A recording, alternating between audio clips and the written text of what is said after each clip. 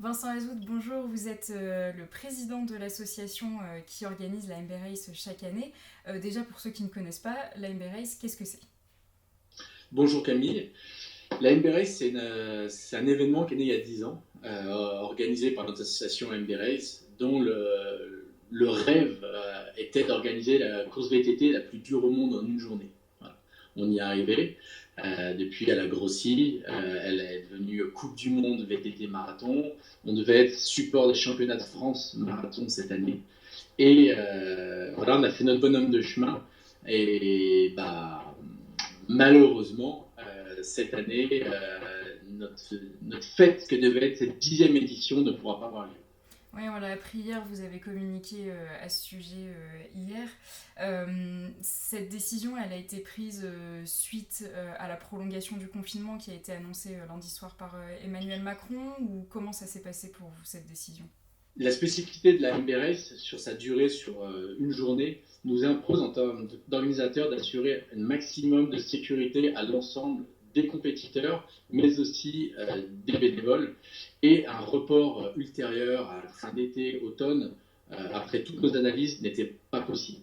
Donc avec l'annonce du président de la République de lundi soir, il n'y avait plus d'autre solution que d'annuler purement et simplement notre événement.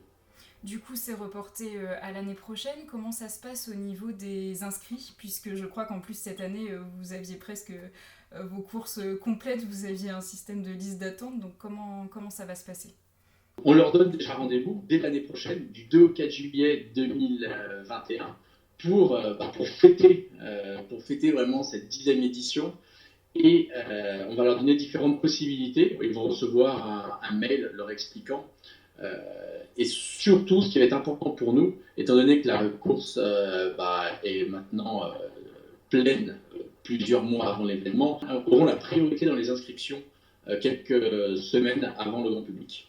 Aujourd'hui, on était dans une incertitude au quotidien, hein, qu'est-ce qui va être annoncé, et même encore aujourd'hui, on ne sait pas ce qui va être annoncé au mois de juillet. Donc pour nous, la seule solution, dans le respect de tout le monde, était le report de l'événement. Quoi qu'il en coûte financièrement, le calcul n'était pas là pour nous. Et ça, maintenant, on va se rendre compte que financièrement, oui, notre association va devoir faire face probablement à des difficultés. Tout dépend des soutiens qu'on va avoir au niveau État, collectivité. Euh, et ça, on le saura que dans les jours qui viennent. Par rapport à ce que vous disiez, c'est un événement qui vit aussi grâce aux bénévoles. 450 bénévoles en règle générale, en moyenne. Deux salariés, vous en parliez à l'année. Qu'est-ce que ça implique pour tout ça cette année? Ça implique, il y a deux parts, il y a l'affect. La, on a 26 personnes bénévoles sur le comité de pilotage qui œuvrent à l'année. La MBRA, c'est un peu leur deuxième famille.